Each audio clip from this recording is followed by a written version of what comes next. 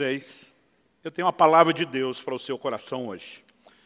Sempre que a gente lê a Bíblia, é palavra de Deus, vai servir, mas acredito que algumas coisas, elas às vezes vêm debaixo de uma direção, de uma orientação profética de Deus, e quando a coisa certa é dita na hora certa, eu sempre tenho uma expectativa de que a gente possa ter mais resultados. Eu tenho certeza que essa era a palavra que Deus queria que compartilhasse hoje. Então vamos juntos lá para Mateus, capítulo 26.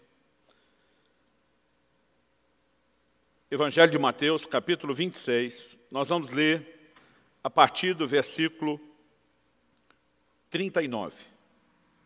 E vamos juntos até o versículo 44. Os versículos anteriores nos mostram o Senhor Jesus no jardim do Getsêmani. Ele anuncia aos discípulos que ele vai tirar um tempo de oração e pede que eles aguardem um lugar enquanto ele se distancia um pouco para orar. Mas a Bíblia diz que ele leva Pedro, Tiago e João consigo por conta de estar sentindo tristeza e angústia. E ele abertamente diz para eles, verso 38 narra isso, que a alma dele estava profundamente triste até a morte. Então ele pede que fiquem com ele, que vigiem com ele. E a partir desse contexto nós temos aí o versículo 39 em diante. O texto sagrado diz, adiantando-se um pouco, prostrou-se sobre o seu rosto, orando e dizendo, meu Pai, se é possível que passe de mim esse cálice. Contudo, não seja como eu quero, e sim como tu queres. E voltando para os discípulos, achou-os dormindo. E disse a Pedro, então nem uma hora vocês puderam vigiar comigo? Vigiem e orem para que não caiam em tentação. O espírito, na verdade, está pronto, mas a carne é fraca. Verso 42, retirando-se pela segunda vez, orou de novo, dizendo, meu Pai, se não é possível que esse cálice passe de mim sem que eu beba, faça-se a tua vontade. E voltando-se, achou-os outra vez dormindo, porque os olhos deles estavam pesados. Deixando-os novamente, foi orar pela terceira vez, repetindo as mesmas palavras. Meu Deus, nós clamamos graça e favor do Senhor, a ação do Teu Espírito, o Espírito da verdade. Deus, nós queremos ser conduzidos pelo Senhor no entendimento da palavra, na aplicação do alto. Queremos ser encontrados vulneráveis, responsivos àquilo que o Senhor tem a falar e a ministrar aos nossos corações. E nós declaramos a nossa confiança no Senhor, a nossa dependência no Senhor, na ação do Teu Espírito, no fluir da Tua graça. E oramos que de fato aquilo que o Senhor tem planejado fazer no coração de cada um, dos que estão conosco, dos que nos acompanham pela internet, ao vivo, ou mesmo posteriormente, com uma palavra gravada, nós oramos que esse momento em que ouvem a Tua palavra, que sejam tocados pelo Senhor e que o Teu propósito se cumpra em nome de Jesus. Amém. Bom, esse texto retrata de uma maneira assim muito clara, muito nítida, a humanidade de nosso Senhor, o Senhor Jesus. É importante que você entenda, o livro de Filipenses nos diz lá no capítulo 2, que Cristo, subsistindo na forma de Deus, não teve o ser igual a Deus, algo ao qual ele deveria se aferrar, se prender. A Bíblia diz, mas ele esvaziou-se a si mesmo. E assumindo a forma humana, foi obediente, obediente até a morte, e morte de cruz. Então, o texto de Filipenses não apenas mostra o retrato da disposição de Jesus de obedecer até a morte, mas também fala a respeito de um Deus que se esvaziou de si mesmo para assumir a forma humana. Essa expressão esvaziou-se não significa que ele deixou de ser Deus em essência, como identidade. No entanto, ele assume a forma humana. E Cristo anda, caminha e vive nessa terra como um homem. Ele não usou atributos exclusivos da divindade. Alguns atributos de Deus que são comunicáveis, outros são exclusivos, incomunicáveis. Entre eles, a onipotência, a onipresença, a onisciência. A palavra oni significa todo. Onipresente é todo presente. Onisciente conhece tudo. Onipotente tem todo o poder. E Jesus não usou esses atributos. Ele estava limitado a um corpo. Ele ia a uma cidade de cada vez, então ele não usou a onipresença. Ele também não usou a onisciência. A Bíblia diz que ele crescia em sabedoria e conhecimento diante de Deus e diante dos homens. Muitas vezes nós não conseguimos imaginar isso, Mas a criança em casa precisou aprender as primeiras palavras pelo método comum que eu e você passamos, de repetição. Né? Não é porque era Deus que já na manjedoura ele estava citando todos os textos da Bíblia de cor enquanto bebê. Muitas vezes nós temos dificuldade de imaginar esse aspecto humano. Jesus também não usou onipotência. Atos 10, 38 diz que Deus ungiu a Jesus de Nazaré com Espírito Santo e poder, o qual andou por toda parte, fazendo bem e curando a todos os oprimidos do diabo, porque Deus era com ele. O texto não diz porque ele era Deus, porque Deus era com ele, ungido com o poder do Espírito Santo. Se os milagres que Jesus operou tivessem sido operados como Deus, então não faria sentido ele dizer, quem crê em mim fará as obras que eu faço e até maiores. Porque se ele tivesse feito como Deus, nós não poderíamos fazer nem o mesmo que dizer qualquer coisa maior. Mas ele agiu como homem ungido pelo Espírito Santo. E há momentos claros nos evangelhos, onde essa humanidade vai sendo destacada. A palavra de Deus fala de Jesus cansado, fala de Jesus dormindo, fala de Jesus com fome, fala de Jesus com sono.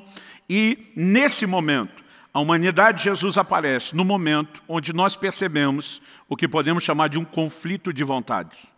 Ele em oração está diante de Deus dizendo, seja feita não a minha, mas a sua vontade. Naquele momento Jesus admite que como homem, ele poderia ter uma vontade diferente da vontade de Deus Pai. E esse elemento é justamente o que eu quero destacar. Porque o cenário e a lição que nós temos do jardim do Getsêmani é algo extraordinário. E o tema da minha mensagem hoje é aprendendo a entrega. Eu quero falar de uma atitude de rendição, de submissão, do mais profundo nível, não só de obediência, mas de rendição. E acho que essa palavra entrega, ela é bem abrangente. Antes de entrar no processo do aprendizado da entrega, eu quero, em primeiro lugar, destacar aqui algumas coisas. A primeira delas é reconhecer que às vezes a nossa vontade pode parecer estar conflitando com a vontade de Deus.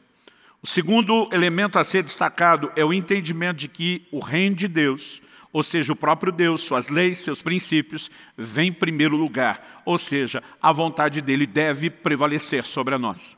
Então, só em terceiro e último lugar, eu quero tentar detalhar como se dá esse processo de aprendizado. Mas olhando aqui para o Getsêmani, eu de fato percebo algumas coisas que nós não podemos deixar de destacar. Em primeiro lugar, o próprio conceito de oração. Eu olho para a igreja moderna e eu vejo um evangelho sendo pregado que está cada vez mais antropocêntrico, significa que o homem está no centro. Me parece, observando muitas mensagens, que o evangelho moderno, vou botar aqui entre aspas, porque não existe atualização do evangelho, ele é único, ele é imutável, me parece que ele visa mais agradar o homem do que a Deus. E de alguma forma, as pessoas parecem ter dificuldade de conciliar o que Deus deve fazer por nós com o que nós devemos fazer por Deus. É lógico que a palavra de Deus traz promessas claras que sinalizam o desejo e a vontade de Deus de agir em meu e seu favor. Mas muitas vezes nós temos confundido as coisas, a ponto de colocar Deus num patamar onde Ele existe apenas para satisfazer os nossos desejos. E muitas vezes um desenho equivocado vai se estabelecendo sobre o nosso relacionamento com Deus e a própria oração. Uma das lições que eu aprendo do Getsêmani é que a oração não é apenas o meio através do qual eu consigo de Deus tudo o que eu quero. Se existe um pouco de verdade nisso, nós podemos garantir que não há toda a verdade nisso. Porque a oração também deveria ser, em contrapartida, o meio através do qual Deus consegue de nós o que Ele quer. Nesse momento, no Getsêmani, não é Jesus conseguindo de Deus o que Ele quer. O cenário que nós temos, mesmo Ele repetindo a mesma oração por 3 vezes, se tiver um plano B, quando Ele diz, se possível, passa de mim esse cálice, a expressão cálice na Bíblia, ela normalmente fala da ira de Deus. Darei a beber, desde os profetas do Velho Testamento até o Apocalipse, darei a beber do cálice da minha ira. Normalmente essa expressão indica sofrimento. Então Jesus está dizendo como homem, se tiver um jeito de evitar a cruz e o que me aguarda, passa de mim esse cálice. A Bíblia diz que a agonia de Jesus no Getsêmani foi tamanho. Normalmente a gente concentra só o fato de ele estar entristecido e como um homem angustiado. Mas o Evangelho de Lucas menciona o fato de que ele agonizou de tal maneira que suou gotas de sangue. Não era apenas a tensão de um horrível, terrível né, sofrimento aguardado na cruz. A crucificação não era só uma forma de execução, mas era uma execução que tinha, primeiramente, uma tortura. Era uma morte lenta, dolorosa, além de tremendamente vergonhosa. Mas eu acredito que o que aflige Jesus não é o aspecto físico. Ele estava na iminência de carregar os pecados do mundo todo, de todas as gerações, de todos os tempos, de todas as épocas. E diante de Deus ele está dizendo, se tiver um jeito da gente conseguir, né, escapar do cálice, no entanto, que não prevaleça a minha, mas prevaleça a sua vontade. A palavra de Deus, ao destacar Jesus não apenas deixando a forma divina, mas assumindo a forma humana, ainda fala dele na condição de homem, indo ao mais profundo nível de entrega e obediência. E Cristo, que é o nosso modelo e referência, até porque o texto que eu citei de Filipenses 2 começa dizendo, tende em vós o mesmo sentimento que houve em Cristo Jesus. Deus espera que esse padrão de Cristo seja imitado por mim e por você.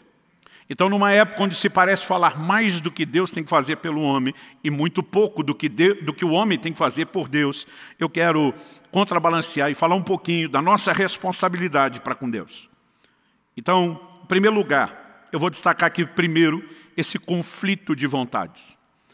Embora a lição do Getsêmani seja sobre a rendição final de Jesus, ela nos mostra inicialmente um conflito de vontade. Se eu puder, eu gostaria de escapar. É lógico que a sua vontade é que precisa estabelecer-se. E quando falamos desse conflito de vontade, a nossa vontade versus a vontade de Deus, alguns textos, além de Mateus 26, me vem à mente. Eu quero mencionar só mais dois, porque algumas lições importantes, né, quando a gente quer pensar o que a Bíblia diz sobre isso. Primeiro que eu quero citar é Tiago, capítulo 4, dos versículos 13 ao 16. Ele diz, escutem agora, vocês que dizem, hoje ou amanhã iremos para a cidade tal, lá passaremos um ano, faremos negócios, teremos lucros. Vocês não sabem o que acontecerá amanhã. O que é a vida de vocês?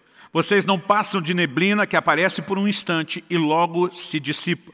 Em vez disso, deveriam dizer, se Deus quiser, não só viveremos, como também faremos isso ou aquilo. Agora, entretanto, vocês se orgulham das suas arrogantes pretensões. Todo orgulho semelhante a esse é mau. Olhando para essas palavras de Tiago, há algumas coisas, e uma delas, por mais óbvio que seja, eu vou pedir que inclusive você repita comigo. É que a vontade divina deve vir antes dos meus próprios planos. Você pode dizer isso? Diga, a vontade de Deus deve vir antes dos meus próprios planos.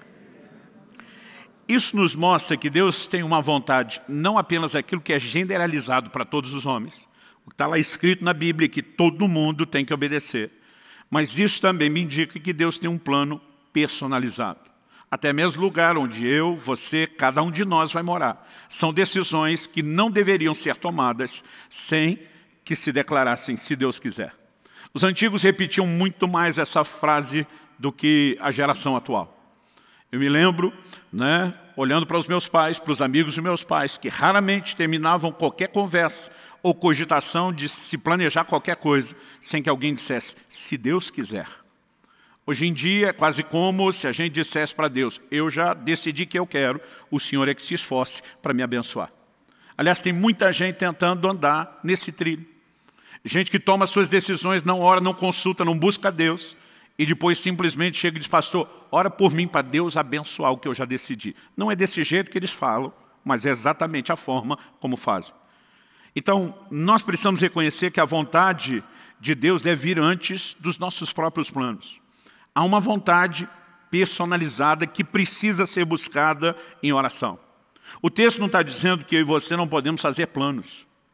Há outros textos que até garantem isso, que a gente deveria ter planos, mas que eu e você devemos depender de Deus para que eles se cumpram ou não. A questão não é ter ou não ter planos. É quando muitas vezes nos nossos planos nós deixamos Deus de fora e deixamos de dar a Ele a palavra final. Ele também destaca que isso é uma atitude, né, que ele classifica como arrogante pretensão. E ele diz, um orgulho semelhante a esse é mau.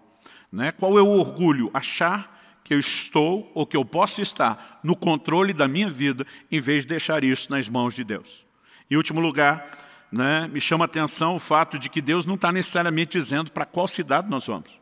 Mas Ele está dizendo que quando eu e você temos o discurso de declarar, se o Senhor quiser, numa atitude de submissão, isso permite que Ele, mesmo muitas vezes não revelando onde nos quer, possa nos conduzir para o lugar que Ele quer, possa intervir na nossa vida. Um outro texto que me chama a atenção quando eu falo desse conflito de vontades é Provérbios 16, de 1 a 3. O texto sagrado diz assim, vou ler um versículo cada vez e comentar aqui. O coração do ser humano pode fazer planos, mas a resposta certa vem dos lábios do Senhor. Então, em primeiro lugar, não é errado fazer planos.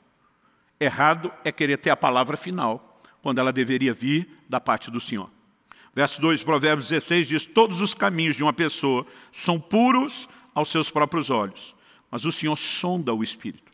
Outra tradução diz que Ele pesa os espíritos ou as motivações.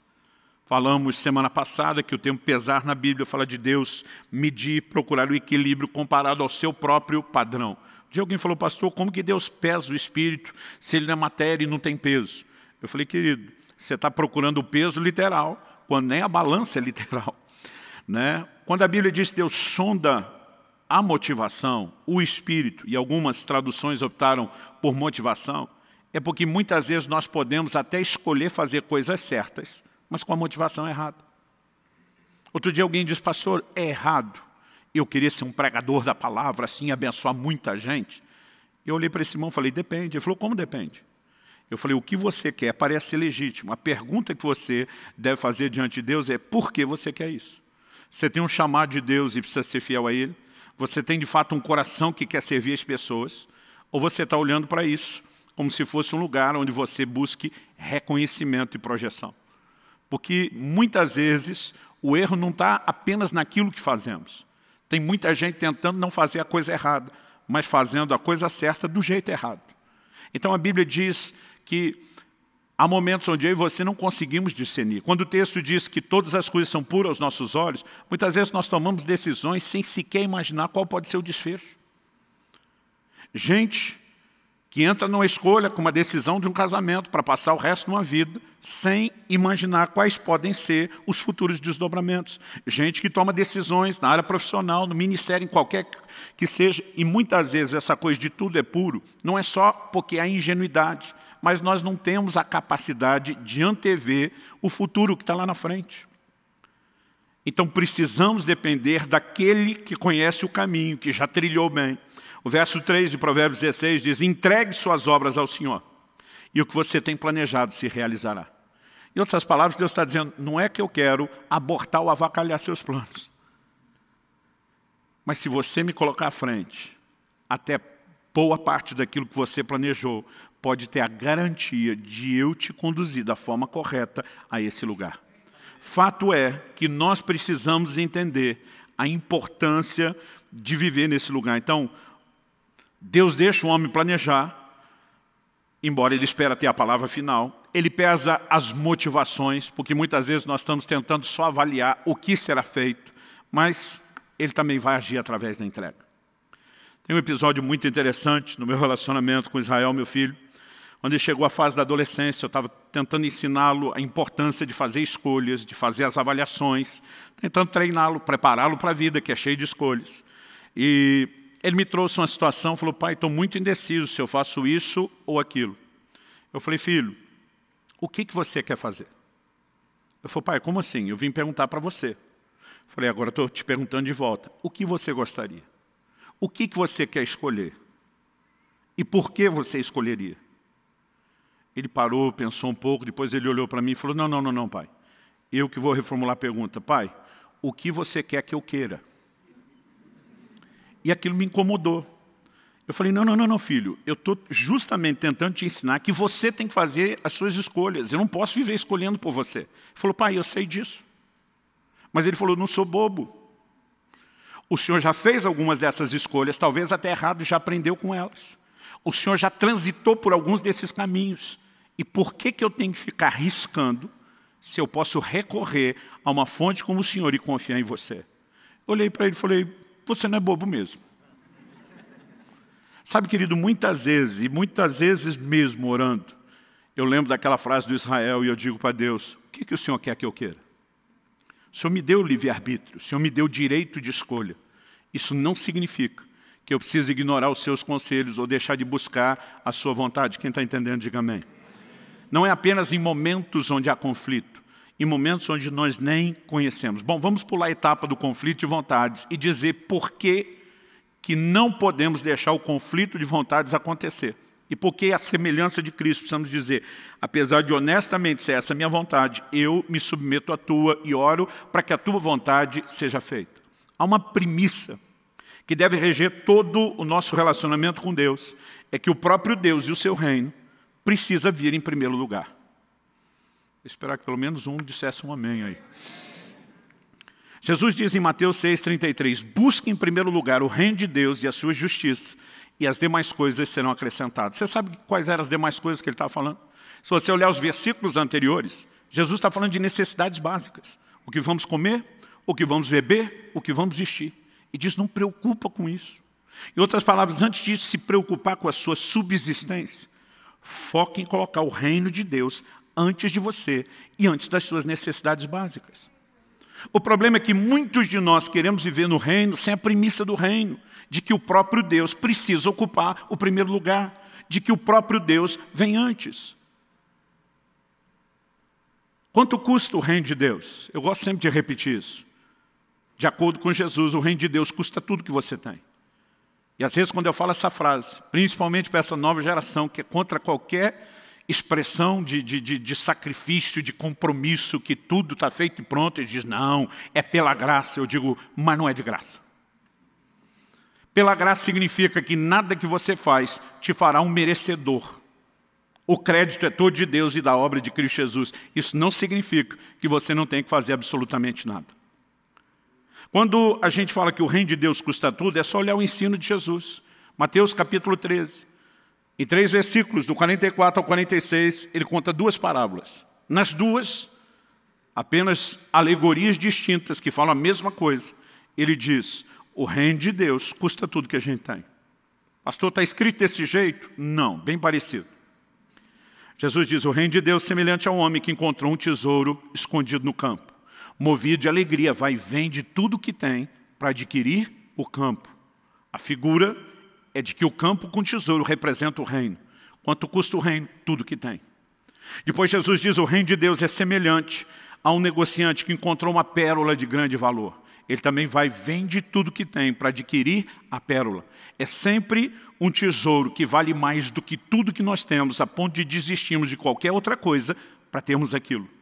Isso fala da natureza de prioridade que o reino de Deus precisa ocupar no meu e no seu coração. Pastor, o senhor está querendo dizer que eu compro minha entrada no reino de Deus? Não, você não compra nada.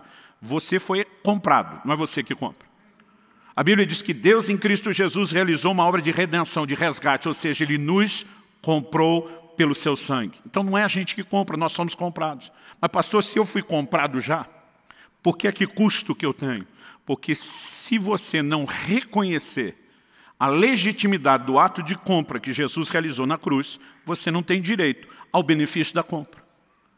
E como que você reconhece isso? Romanos capítulo 10 diz, lá nos versos 9 e 10, se no teu coração creres que Deus ressuscitou a Jesus dentre os mortos, e com a tua boca confessares a Jesus como Senhor, será salvo.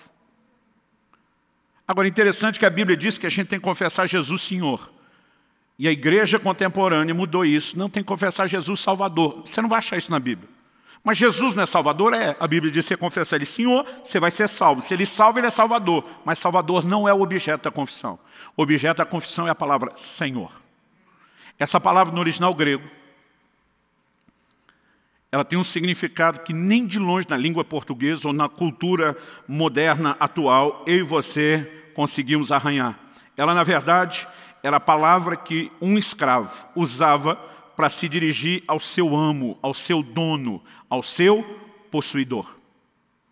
Ou seja, o máximo que eu e você temos na nossa cultura é mera e simplesmente o filho, talvez dizendo para o pai de uma forma respeitosa, sim senhor, ou alguém dentro da cadeia de comando, com uma patente militar mais alta, batendo continência, dizendo sim senhor, muito mais um tom de respeito ou de uma suave submissão.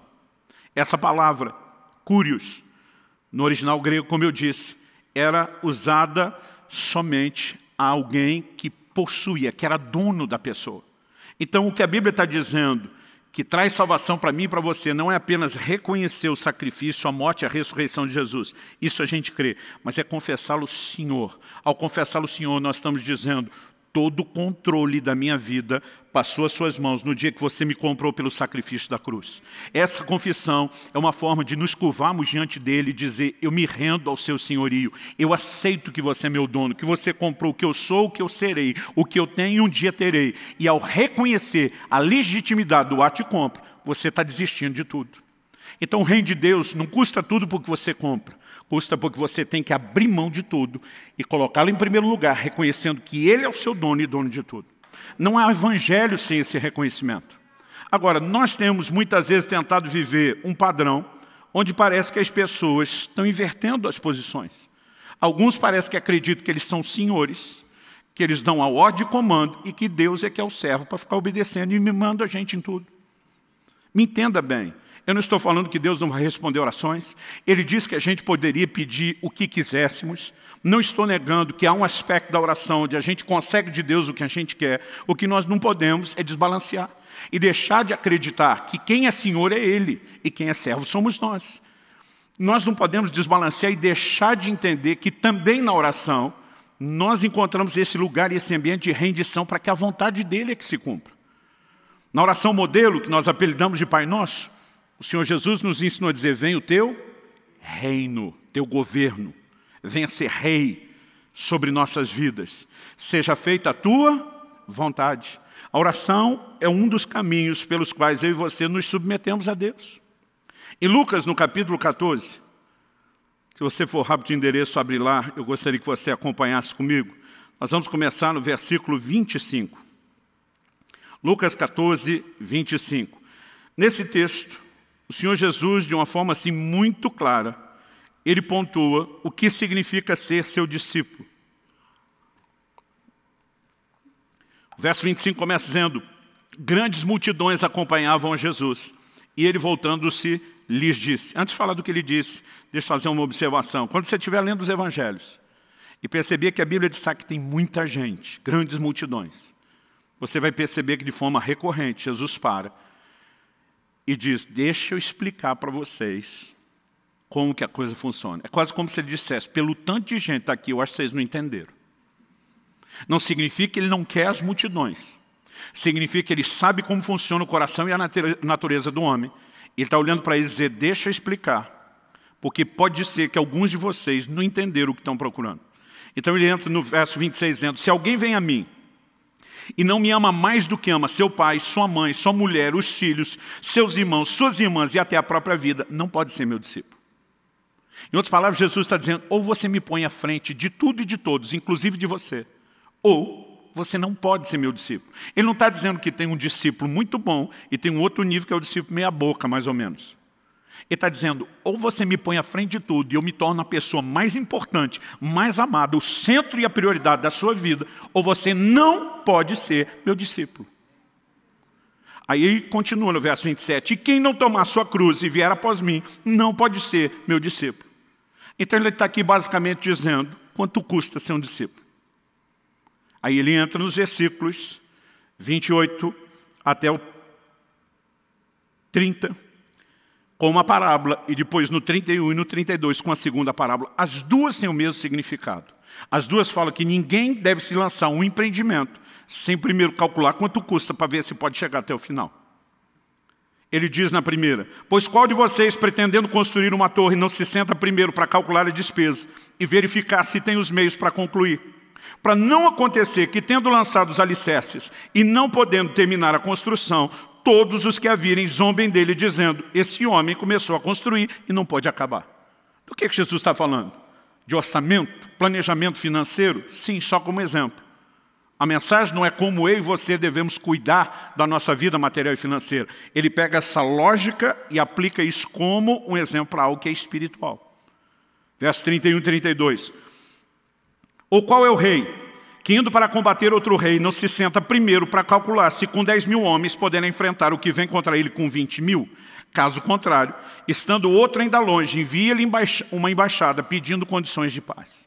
Os dois textos dizem, calcula o custo do empreendimento. Se achar que não dá conta, vaza, nem começa o empreendimento. Do que é que Jesus está falando? Olha o verso 33, onde ele arremata. Assim, pois, semelhantemente, igualmente, da mesma forma, da mesma maneira. Agora Jesus vai trazer a aplicação da figura. Assim, pois, qualquer um de vocês que não renuncia a tudo que tem, não pode ser meu discípulo. Quanto custa o reino de Deus? Tudo que você tem. E sabe o que Deus espera? Que cada um de nós calcule exatamente, ponha na ponta do lápis, quanto custa ser discípulo dele. Em outras palavras, ele está dizendo, se você acha que não pode viver esse nível de senhorio, aonde ocupe esse lugar de prioridade, você nem deveria começar, ou tentar começar essa jornada. Pastor, não me falaram isso o dia que eu me converti. Deveria ter lido as letrinhas pequenas do contrato. Se o gerente do banco não te mostrou, você deveria ter lido. Meus queridos, servir a Cristo ou ser um discípulo de Cristo é muito mais do que um dia erguer a mão, ir no apelo, frequentar cultos. Nós precisamos permitir que Ele tenha governo pleno das nossas vidas. Quem está entendendo, diga amém. E sabe, nós jamais vamos entender ou poder discutir esse conflito de vontade se não entendemos o reino de Deus, o próprio Deus, em primeiro lugar. E se Ele está em primeiro lugar, e se Ele de fato ocupa esse papel, então nós devemos a Ele plena submissão. Faz sentido para você? Bom, e se de fato as coisas são assim, o que nós devemos a Ele é essa plena submissão, rendição. Isso é o ponto que eu quero explorar agora. A entrega, esse nível de rendição, não é algo automático. Não é porque você converteu, que alguém apertou um botão no céu e algo automaticamente passou a funcionar dentro de você e agora você virou uma pessoa profundamente rendida e submissa a Deus e à sua vontade. Determinadas virtudes na vida cristã, elas se aprendem. Paulo, por exemplo, diz em Filipenses, capítulo 4, versículo 11, eu aprendi a viver contente em toda e qualquer situação. Não importa se é abundância ou escassez. Contentamento se aprende. Não, pastor, eu nasci de novo, tem que ter o contentamento dentro de mim. Não, você aprende. Contentamento e rendição, entrega, não estão na lista do fruto do Espírito. Amor, alegria, sim, à medida que você se rende à nova natureza, isso brota e começa a te governar. Contentamento e entrega se aprendem. E eu quero te dar uma outra ótica do que aconteceu no Getsemane, retratada no livro de Hebreus. Nós mencionamos isso brevemente naquela série de mensagens que eu falei sobre a teologia das lágrimas. Vamos lá, Hebreus, capítulo 5, do versículo 7 a 9. A Bíblia diz assim, Ele, Jesus, nos dias da sua carne, eu gosto dessa expressão, nos dias da sua carne, está destacando a humanidade de Jesus. Porque é importante mencionar isso, depois da morte e ressurreição de Cristo, essa condição em que Jesus se move limitado à humanidade foi mudada. Paulo diz em Colossenses 2 que nele, em Cristo, habita a plenitude, habita corporalmente a plenitude da divindade. Ou seja, se ele abriu mão temporariamente de qualquer atributo, depois da ressurreição, essa condição muda completamente. Então a Bíblia faz esse destaque, nos dias da sua carne. Isso nos lembra não só que era no tempo do ministério terreno, mas lidando com essa limitação da natureza humana que cada um de nós tem. A Bíblia diz, tendo oferecido com forte clamor e lágrimas, orações e súplicas a quem o podia livrar da morte, foi ouvido por causa da sua reverência. Esse versículo 7 situa o acontecimento exatamente no Getsemane. Não apenas por causa das lágrimas e nas orações, mas a Bíblia é clara em dizer que isso aconteceu quando ele fez súplicas a quem o podia livrar da morte. Se possível, passa de mim esse cálice. Essa é a interpretação de Hebreus, que ele estava clamando a quem poderia livrá-lo da cruz e da morte. E a Bíblia diz, ele foi ouvido por causa da sua reverência. Mas olha o verso 8, embora fosse filho, aprendeu a obediência pelas coisas que sofreu. Eu lembro na adolescência, o dia que eu prestei atenção pela primeira vez nesse versículo, eu parei de ler e fui falar para o meu pai, está errada essa minha versão da Bíblia. Está dizendo que Jesus aprendeu a obediência. Ele nunca pecou, como é que ele está aprendendo a obediência? Ele foi obediente a vida inteira. O texto não está dizendo que ele não tinha obediência nenhuma e que ele estava aprendendo do zero. O texto sugere que a obediência é algo no qual eu e você crescemos e a níveis cada vez mais profundos. Ele é gerado sem pecado, ele nunca pecou. Mas nesse momento, pela primeira vez, ele está diante de um claro conflito de vontades.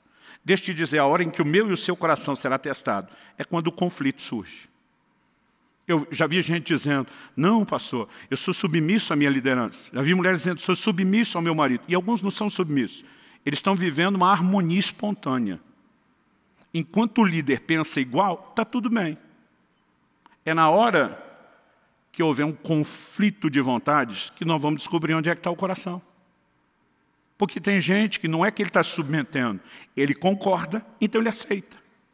A submissão é quando você descobre o desejo de ir em outra direção. E agora você tem que abrir mão e se render a quem está numa posição diferente da sua.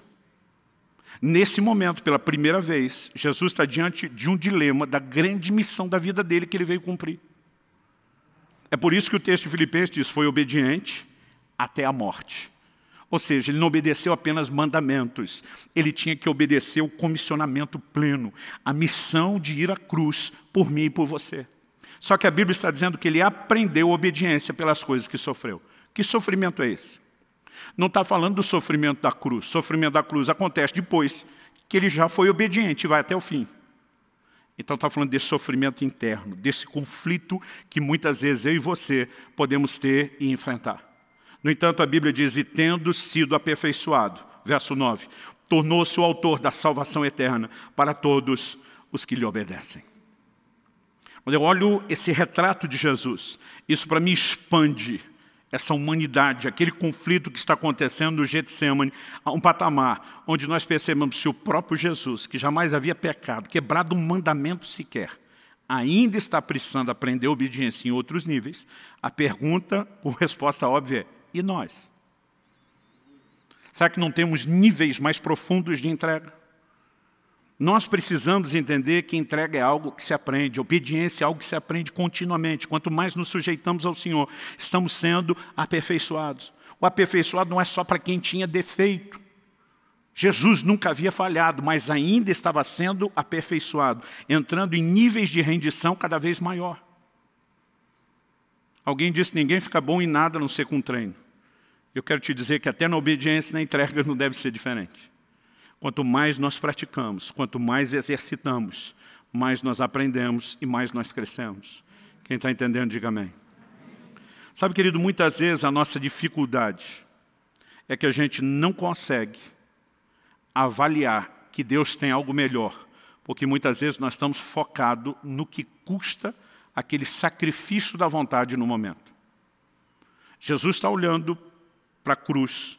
Ele está olhando, imagina, não apenas para o sofrimento físico. Ele entra num nível de agonia, a ponto de suar gotas de sangue. E, obviamente, como um homem, ele está assustado diante do que ele vai enfrentar. A Bíblia é clara, diz que ele estava triste, a alma angustiada. E, de repente, ele pensa, é muito sofrimento. E o problema é que a maioria de nós sempre vai olhar para a entrega, para a rendição, como um sacrifício, como algo doído. Estamos abrindo mão de algo de valor, de algo que me dói, de algo que me machuca. O que muitas vezes nós deixamos de levar em conta é que não há nada que o Pai Celeste nos peça que possa ser caracterizado como injusto ou que seja para o nosso mal. Ainda que haja dores momentâneas, nós precisamos focar o resultado final. Quem está entendendo, diga amém. Semana passada, a Kelly me acompanhou numa consulta ao ortopedista. Estou na iminência entre a semana e a próxima de fazer uma cirurgia no joelho.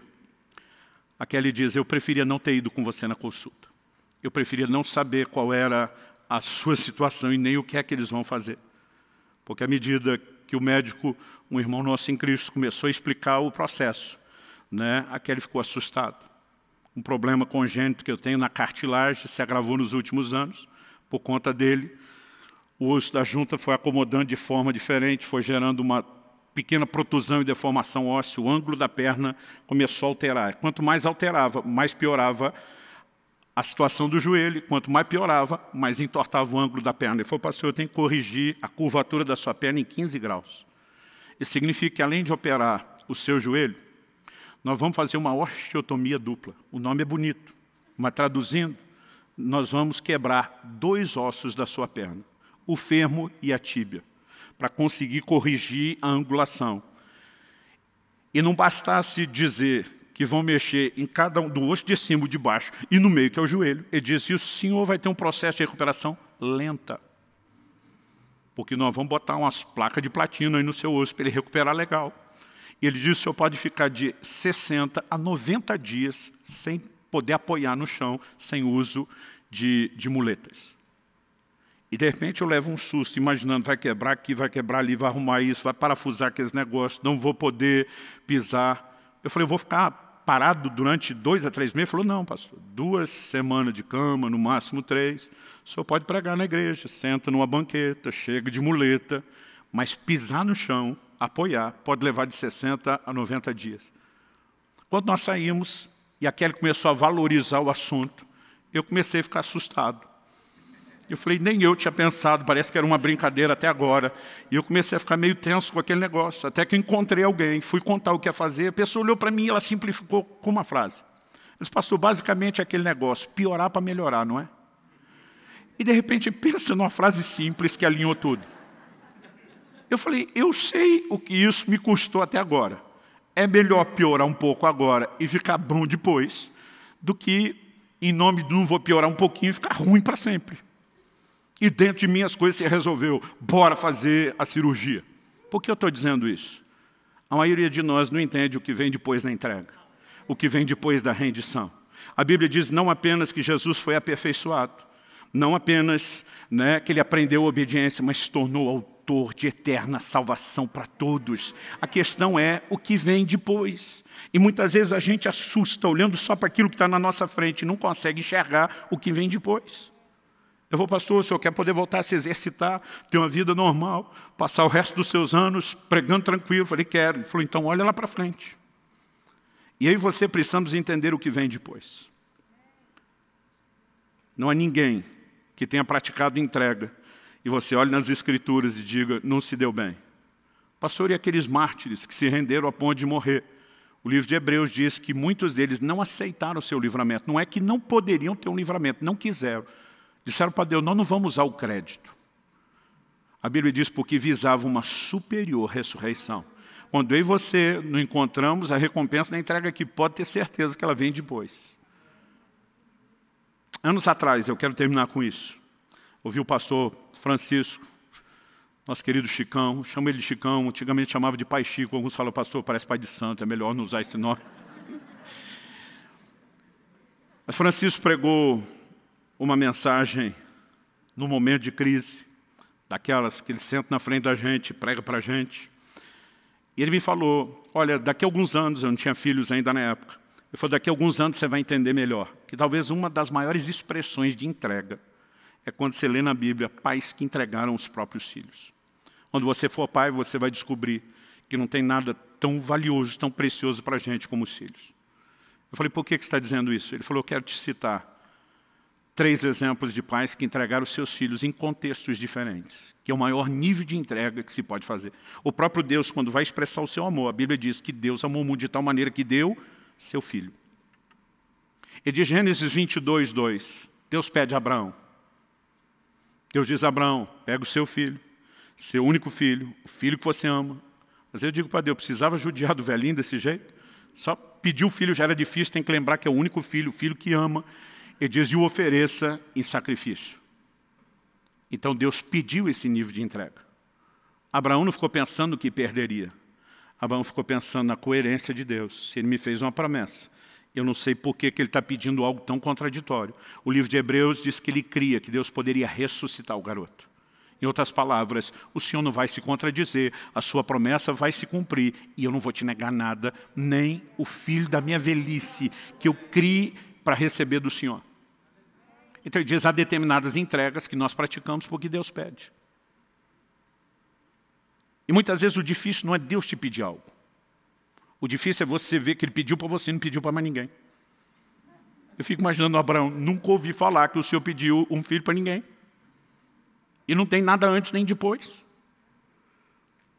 Eu fico à vontade de falar nisso porque hoje é algo bem resolvido, durante um tempo para mim não foi. Deus me pediu desde o início do meu ministério que não tivesse nenhum ganho pessoal com meus livros. E sempre tem um que de vez em quando chega achando assim que está com aquela mentalidade de gênio. Eu lembro quando os livros tinham passado já de alguns anos atrás de 1 milhão de exemplares distribuídos. Alguém falou, pastor do céu, se o senhor ganhar só o royalty, o senhor não precisava nem ter comissão de venda, só o direito de autor. Ainda mais se fosse o internacional, que é $1 por livro. O dólar nem estava tão alto na época. Mas ele olhou para mim e falou, o senhor seria milionário. Eu falei, o diabo me fez a mesma conta outro dia. Falei, o que é isso, pastor? O senhor está querendo dizer que o diabo me mandou? Eu falei, não, só que vocês pensam parecido. Aí eu olhei para ele e falei, querido, você acha que eu já não fiz essa conta? Agora, sabe qual é o nosso erro? Um dia eu até estava falando para Deus, eu falei, Senhor, e o Espírito Santo falou no meu coração e disse, você acha que se você não tivesse me obedecendo, você teria distribuído mais de 1 milhão de livros? Você está fazendo a conta se fosse seu. A pergunta é, se o dinheiro fosse seu e você não tivesse alinhado com o meu propósito, será que você teria tido esse resultado? Demora, às vezes, para a gente absorver algumas coisas. Com o tempo eu comecei a entender. Deus não apenas decidiu que Ele guardaria o meu coração, que me permitiria dar um bom exemplo, mas me deu o privilégio de semear uma quantia, exorbitante no reino de Deus. Mas muitas vezes o meu problema não era Deus ter me pedido. Era dizer, por que o senhor não pediu para nenhum dos meus colegas? Ou pede para todo mundo ou não pede para ninguém. Já teve esse negócio assim? Eu era aquele tipo de filho, que na hora que a mãe estava colocando, eu colocava um copo do lado do outro. Não, colocou mais para o outro aqui. E eu também não queria ganhar mais, queria tudo igual. E muitas vezes o problema que nós temos com a entrega é que a gente sempre está sendo injustiçado, violado. Ou, eu vou sofrer. Não, irmão, é piorar para melhorar. Quem está entendendo, diga amém. Há um segundo nível de entrega. Quando Moisés é entregue pelos seus pais. Deus não pediu que eles fizessem isso. Os pais tiveram uma percepção. Alguns diriam a sacada, o crente diz um discernimento. O livro de Êxodo nos diz, lá no capítulo 2, que quando Moisés nasceu, seus pais viram que ele era formoso. E uma pergunta. Qual o pai que acha o filho ou a filha quando nasce feio? Nunca achei nenhum. Nenhumzinho. Eu lembro quando Israel nasceu, uma cara de joelho amassado, gente. Coberto de sangue e placenta. A gente olha isso. Coisa mais linda. Eu ficava lendo aquilo e dizia, como é que os pais de Moisés acharam ele formoso? A Bíblia não está dizendo que o Arão e a Miriam eram feinhos e o Moisés saiu melhorado. Apesar desse texto ser repetido, tanto no Velho como no Novo Testamento, tem um lugar onde essa história é apresentada de uma forma diferente das demais, com uma explicação. Atos capítulo 7, na pregação de Estevão, ele diz assim, e os seus pais perceberam que Moisés era formoso aos olhos de Deus. Em outras palavras, eles discerniram, Deus tem um plano para esse garoto. Agora, o capítulo 1 de Êxodo termina dizendo, Faraó tinha mandado as parteiras matar os meninos, que nascessem os do sexo masculino, porque ele sabia que aquele povo que estava se multiplicando poderia ser um exército que ia se voltar contra ele. As parteiras não obedeceram. Chega ao ponto onde ele baixa um decreto. Todo filho homem que nascer dos hebreus tem que ser lançado no Nilo. Isso significava não só a grande possibilidade de afogamento, mas se escapasse, que os crocodilos do Nilo teriam, os famosos crocodilos do Nilo teriam uma refeição. Os pais de Moisés, eu brinco, aproveitaram uma brecha da lei. O faraó mandou colocar no Nilo, não disse exatamente como fazer. Nós vamos colocar, mas vamos colocar num cesto. O menino não vai afundar. O menino não vai se afogar. A Bíblia diz que eles colocam Miriam, a irmã mais velha, para acompanhar o desfecho da história. Sabe o que significa isso?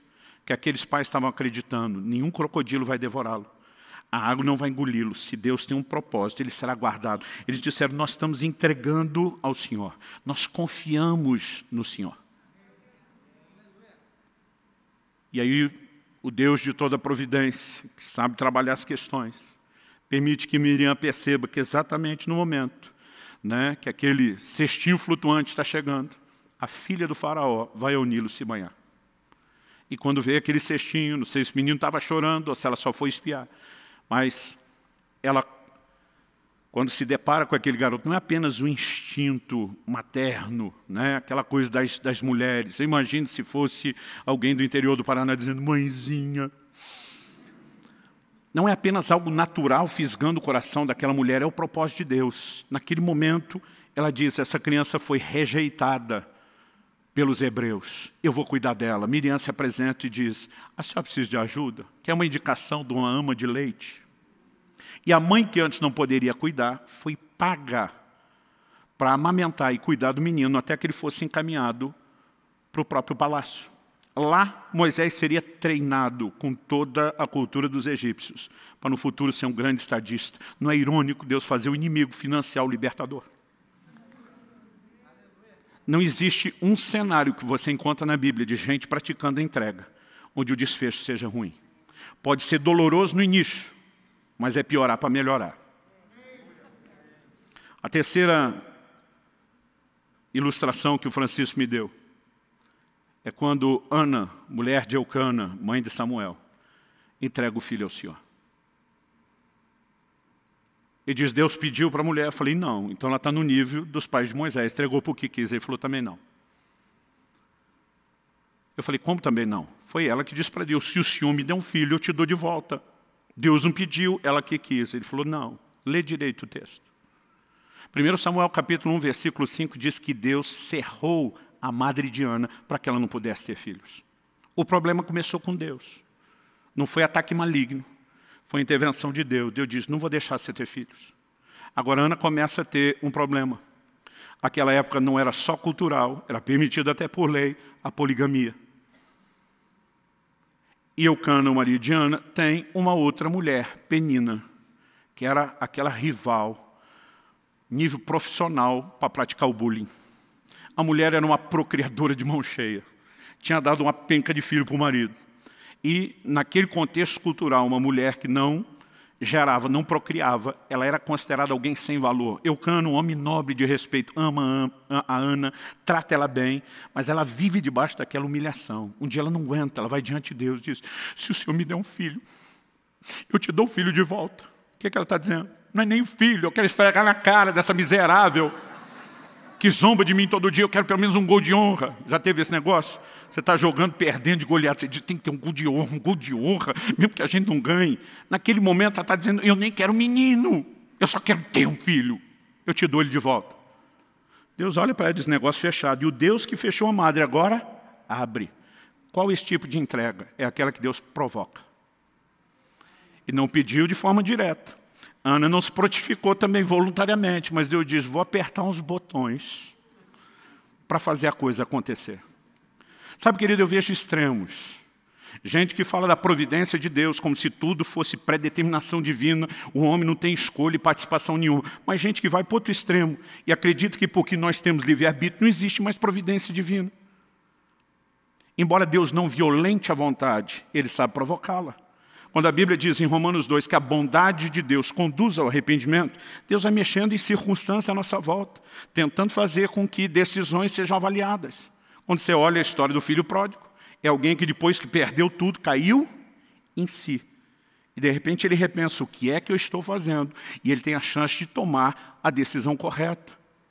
E eu quero te dizer que há situações onde Deus vai provocar determinados níveis de entrega. Nos dias de Jonas, Nínive, capital da Síria, estava para ser destruído. Eles eram considerados homens terríveis, cruéis. Não apenas o tipo de pecado que praticavam como civilização, a forma como tratavam, desde os prisioneiros de guerra e tudo.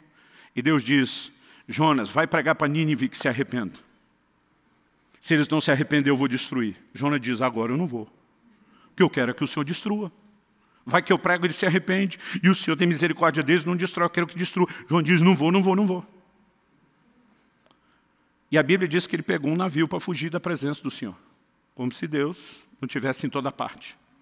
Eu acredito que esse fugir não era só de onde Deus está, mas é da possibilidade de chegar logo e dizer, eu vou é para o lado de lá.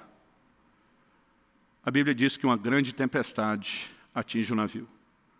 Cada um daqueles homens começa a clamar os seus falsos e pseudos deuses, nada resolve. Alguém olha para o João e diz, por que você não está clamando ao seu? Nós estamos atirando para todo lado, tentando de tudo para resolver. Ele diz, na verdade o problema sou eu. Eu estou fugindo da presença de Deus, a treta é comigo. Vocês deram azar de pegar o mesmo navio que eu. Ele fala para os caras, só tem um jeito de resolver, me joga na água. Esse me joga na água, sabe o que ele está dizendo? Me matem. Basicamente ele está dizendo, eu não posso fazer isso. Eu mesmo não vou pular, mas se vocês me matar, vocês se salvam. Legítima defesa, vai aí, gente. Jonas está dizendo para Deus, eu morro, mas não faço o que o Senhor quer. A turma hesita, tenta, quando vê que não dá, joga ele para a água. Quando jogaram ele para a água, a tempestade cessou. A Bíblia diz que eles temeram, adoraram ao Senhor. Mas quando Jonas cai na água, Deus diz, é ruim que eu vou deixar você morrer. E a Bíblia diz, Deus mandou um grande peixe. Lugar nenhum da Bíblia está escrito baleia, só um grande peixe. Aliás, acredita-se, pelo menos do que nós conhecemos em séculos recentes, e se avalie, que o único peixe que teria essa condição de engolir alguém inteiro é o cachalote. Há relatos de gente que foi encontrada inteira, apesar de morta, dentro de um cachalote, né, que foi pescado. E há relatos de gente encontrada viva ainda dentro do peixe. Mas, irmão, você consegue imaginar o cenário? 3 dias. Você faz 3 dias de jejum, no conforto da sua cama é terrível. Agora, no ventre de um peixe. Na oração de Jonas, ele disse que ele estava enrolado nas algas. Eu fico tentando imaginar a situação lá dentro. Eu fico tentando imaginar o que é ter sido engolido, qual foi o processo. Segundo, que é estar lá dentro. Terceiro, para mim, eu não sei se é a melhor parte ou a pior, que é sair. A Bíblia diz que o peixe vomitou. Eu nem sabia que peixe vomitava. Mas Deus diz, não vou nem deixar você morrer. Daqui a pouco, Jonas está lá e diz para Deus, tá bom, eu cedo. Vou pregar Nínive. Sai um pouco emburrado, mas já está praticando entrega. Existem determinados níveis de entrega que Deus sabe como provocar. E não importa o formato. Em cada um deles tem coisas na minha vida que Deus diz, eu vou te pedir. Tem coisas que eu olhei para Deus e falei, essa eu vou fazer para o Senhor porque eu quero. E eu olho momentos onde eu vi Deus pressionando as circunstâncias de tal forma que eu falei, Ele está provocando a entrega. Seja qual for o formato. Eu e você não deveríamos olhar para a dor do momento ou sacrifício do momento. Deveríamos pensar, é piorar para melhorar. Haverá um dia onde eu e você vamos estar diante de Deus. E naquele dia nós vamos olhar para trás, para todo sacrifício, para toda rendição, para toda entrega. E nós não vamos olhar para trás com nenhum tipo de arrependimento ou remorso. Eu creio que dentro de nós vai brotar algo que vai produzir um sorriso de satisfação no rosto. E nós vamos poder dizer, valeu a pena. Não há nada tão extraordinário como viver submissão a Deus. Qual o problema do homem desde o início? Deus diz, não come dessa árvore. Tinha 2 árvores espirituais, mas Deus diz, dessa não come, e o resto pode. A serpente chega e diz, é verdade que ele vedou a árvore? O foco nunca está, é verdade que ele deu todo o resto? É verdade que é dessa forma? Todo o problema do homem começa quando ele tenta ser independente de Deus, cultivar sua própria vontade de escolha. O único remédio para a humanidade é a plena sujeição e submissão ao Senhor. 1 de Pedro, capítulo 1, verso 2, a Bíblia diz que nós fomos eleitos, não apenas para a santificação do Espírito, não apenas para a aspersão do sangue, mas a Bíblia diz para a obediência. Não existe um cristianismo destituído de obediência, de rendição ou de entrega. E se eu e você tentarmos viver qualquer coisa distinta disso, não é o Evangelho. Eu sei que eu estou falando aqui de algo, como eu falei, de aprendizado. O próprio Jesus começou o ministério, diz a Bíblia, aos 30 anos. Ele tem pelo menos 3 Páscoas. Alguns acreditam em 4 Páscoas. Né? Eu particularmente estou nesse time, o que daria mais ou menos uns 3 anos e meio de ministério. Ou seja, Jesus, aos 33 anos, ainda estava aprendendo a obediência, embora tenha praticado desde o início. Há determinados níveis que eu e você vamos precisar de tempo para alcançar a maturidade. Isso me faz lembrar de Jesus falando com Pedro em João 21. Eu queria que você já se colocasse em pé para parecer que está acabando. Em João 21, no verso 18, Jesus disse para Pedro, quando você era mais moço, e para mim aqui não é só idade cronológica, é maturidade, você cingia a si mesmo, você ia onde queria. Mas Jesus disse, quando fores mais velho, aqui também para mim não é só idade cronológica, é maturidade. e diz, ou te cingirá, te levará para onde não queres. Mas antes de falar, ou te cingirá, te levará para onde não queres, e diz assim, estenderás as mãos, olhe para cá. O verso 19 explica que esse estender as mãos era, disse isso para significar com que tipo de morte Pedro haveria de glorificar a Deus. Crucificação. Quando era criança, achava que só Jesus e os 2 bandidos é que foram crucificados, ninguém mais na terra. Demorou para eu descobrir, estudando história na escola, que o Império Romano crucificou incontáveis milhares de pessoas. Era uma das formas de execução, precedida, né, por tortura, mais comuns. Pedro tinha prometido para Jesus, por ti eu daria minha vida. Na primeira chance, ó, ele vaza, nega Jesus, e ele mostrou que não tinha maturidade para esse nível de entrega. Jesus está olhando para ele, dizendo, Pedro, eu não estou olhando para a falha do passado, nem para a limitação do presente. Eu estou de olho no seu futuro. Você ainda vai chegar a um lugar profundo de rendição. Você vai ter uma outra oportunidade de morrer por mim, e quando ela chegar, você não vai mais lutar. Quando você era mais moço, você ia para onde queria, você era dono do próprio nariz. Mas Pedro, eu olho para você, eu sei que você vai chegar lá. E a tradição era a transmissão do ensino oral. Logo no primeiro século, as primeiras gerações de cristãos, muita coisa não foi escrita, ela era transmitida de forma verbal e passa a ser escrita no século seguinte. A tradição não é registro bíblico. Diz que Pedro não apenas foi crucificado, mas que na hora de ser crucificado teria dito, não sou digno de morrer como meu Senhor. E pediu que o crucificassem de cabeça para baixo.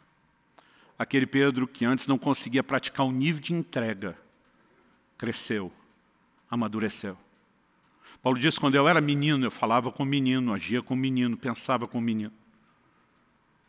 A capacidade de crianças viver entrega é muito complicado. Bota um brinquedo na mão de 2 crianças e manda um compartilhar com o outro para você ver o cenário caótico que vai surgir. As primeiras frases a ser dito, é um que puxa, é meu, o outro de que puxa, não é meu. Algumas coisas elas só vêm quando existe maturidade.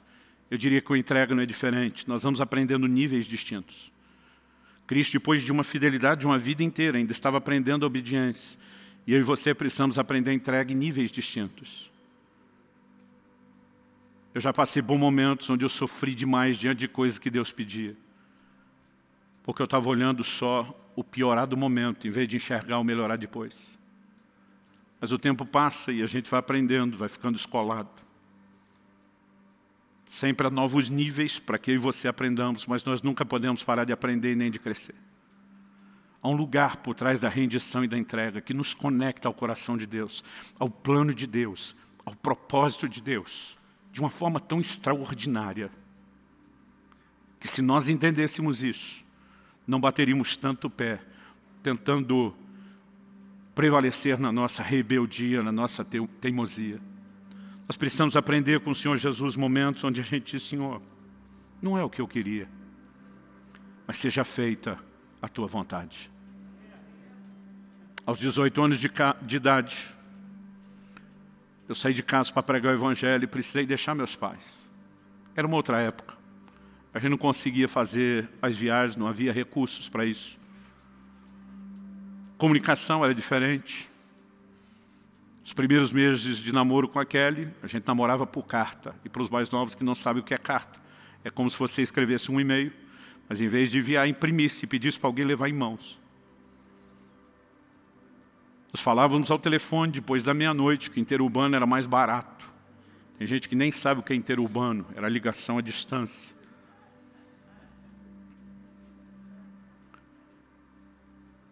Eu só consegui ter uma noção do que meus pais se dispuseram a fazer. Quando meu filho, ao completar 18 anos de idade, saiu de casa, e quando ele saiu, eu sabia pelo testemunho do Espírito Santo que ele não voltaria mais.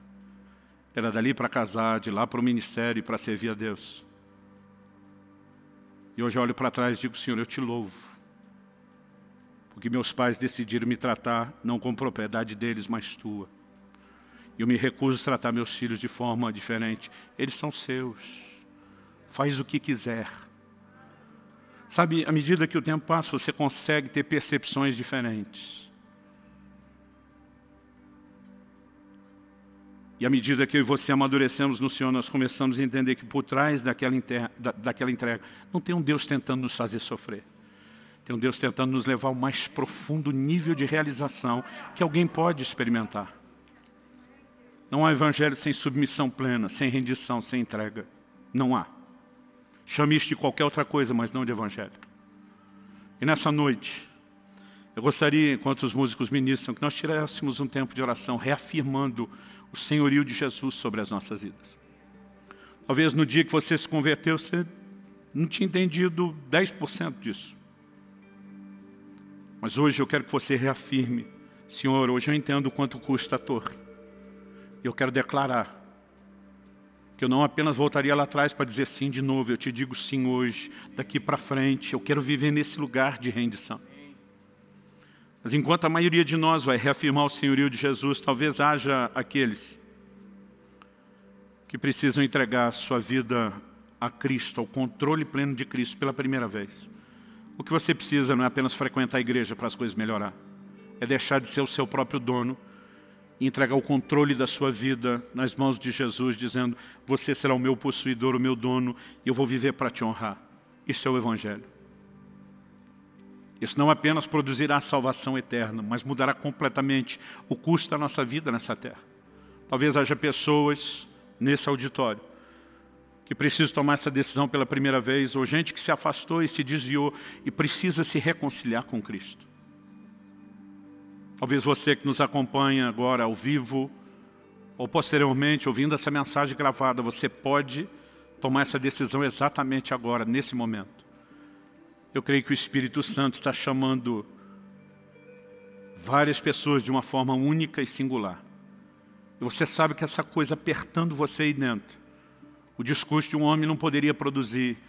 Isso é o próprio Deus te chamando, te convidando ao arrependimento, à entrega, à rendição. Então eu quero que a gente faça duas coisas. Uma delas, enquanto eles estiverem ministrando aqui a canção, eu quero que a maioria não cante, pelo menos não depois de ter orado, e orado de uma forma assim significativa, com dedicação, reafirmando o senhorio de Cristo. Mas a outra coisa que eu quero fazer é dar aos que estão aqui presentes, a quem nos acompanha, poder fazer isso à distância, a oportunidade de entregar pela primeira vez ou de devolver nas mãos do Senhor o controle da sua vida, se você um dia se afastou dele. E nós queremos fazer isso aqui agora. Queremos fazer isso aqui agora, porque é a decisão mais importante da sua vida, isso não deveria ser protelado.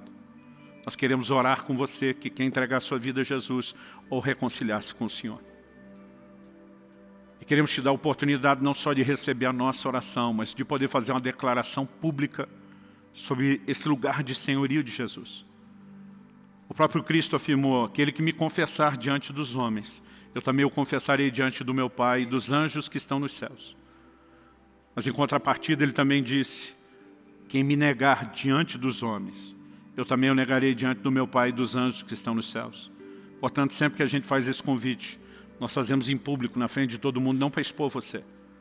Na verdade, o que você tem aqui é uma torcida, é um auditório que está orando e torcendo por você, que vai celebrar e festejar a sua decisão, que vai te apoiar.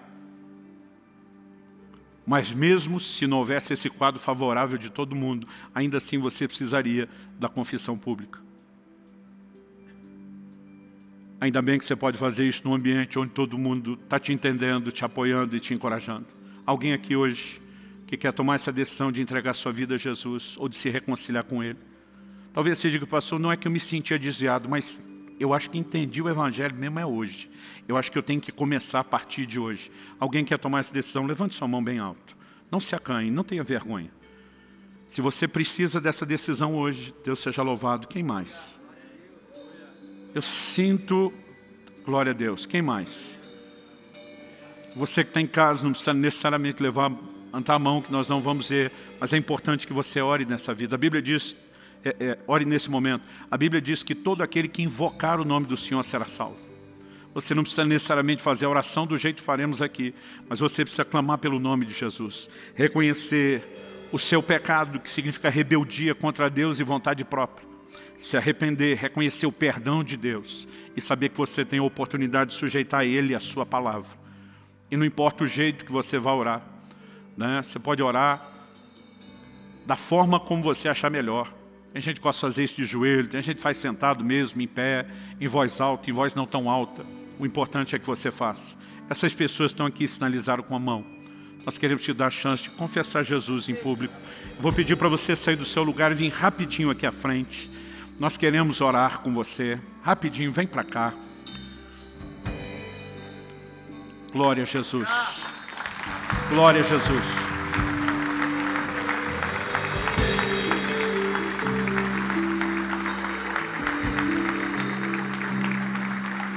Há mais alguém? Mesmo se você não levantou a mão antes, se tem algo apertando o seu coração, talvez você nem esteja entendendo. Outro dia alguém me disse: pastor, nem entendi direito o que você falou, mas algo me apertava dentro e dizia: vai lá, vai lá. E diz: eu estou aqui, eu quero fazer direito, eu quero começar. Se houver mais alguém, sai do seu lugar e venha. Vou pedir aos conselheiros que ore com eles, ou com quem mais vier à frente. Glória a Jesus. Te damos glória, Jesus, te damos honra.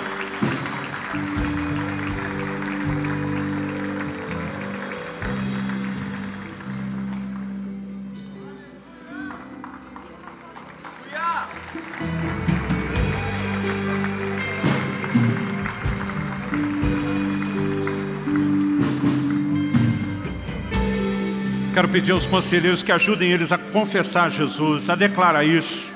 Cada um de vocês, oriente eles a fazer essa oração. Enquanto os músicos ministram, reafirme o senhorio de Jesus sobre a sua vida. Talvez Deus esteja pedindo algo e seja a hora de você estabelecer um concerto com Deus. Talvez Deus não pediu, o seu coração está fervendo e você sente que precisa entregar algo. Talvez Deus esteja pressionando ou provocando você por meio das circunstâncias. Eu sei que além de reafirmar o senhorio, talvez esse seja um momento de alinhamento com Deus, com o propósito de Deus. Faça isso em nome de Jesus. Em nome de Jesus.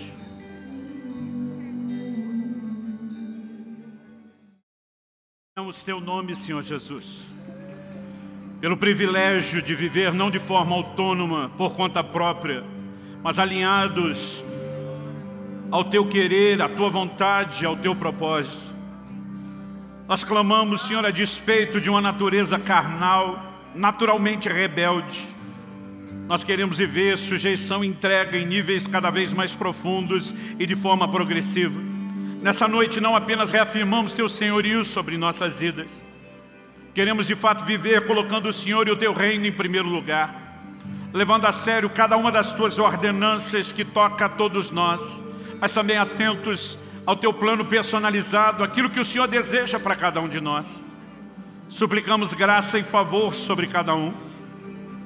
Oramos, ó Deus, que haja arrependimento, alinhamento, conserto, intensificação da entrega e da rendição, o que for necessário, não apenas aqui e agora, mas a partir desse momento, que mesmo depois de deixarmos esse auditório, esse lugar de reunião, que a graça do Senhor continue trabalhando em nós, que a Tua palavra continue frutificando e sendo aplicada e ministrada pelo Teu Espírito, e que possamos crescer de forma que Te glorifique e Te honre.